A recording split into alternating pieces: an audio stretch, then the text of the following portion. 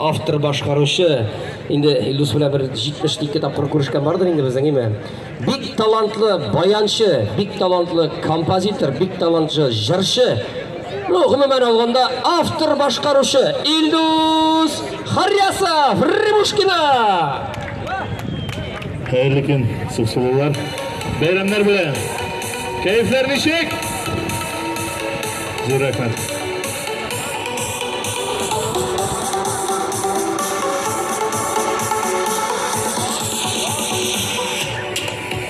Seyir hisler bilen tulğan küngü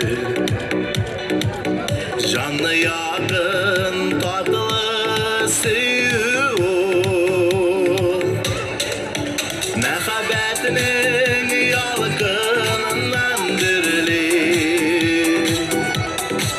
seyebilgen yürek şunda yok.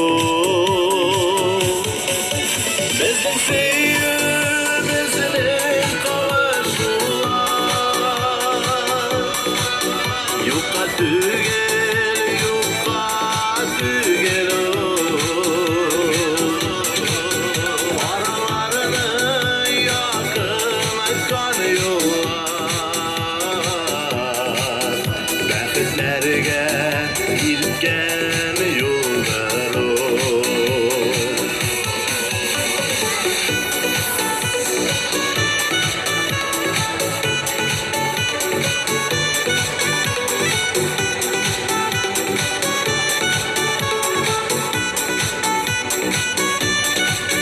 Bizim tatlı sevgi meşeleri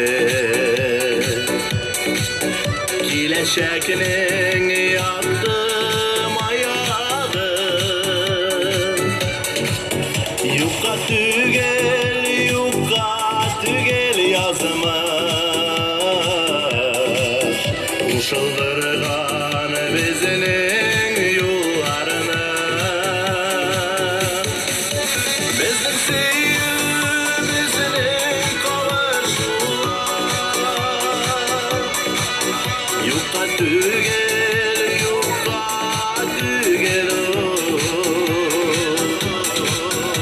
Aralarını yakın açkan yollar Bəxtlərgə ilkən yollar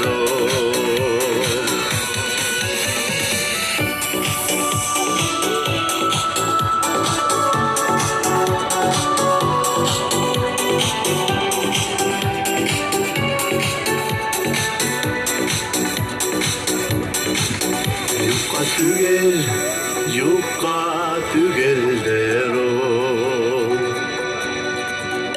Aşık bulam sina kabata İn kaderine keşen bulabitu Ezlep seygen keşen yaratkan Bizim sevgimizin kavuşular Yukka tügel, yukka tügel Aralarını yakın açkan yollar Bəxtlərgə ilkən yollar Bəxtlərgə ilkən yollar Bunlar.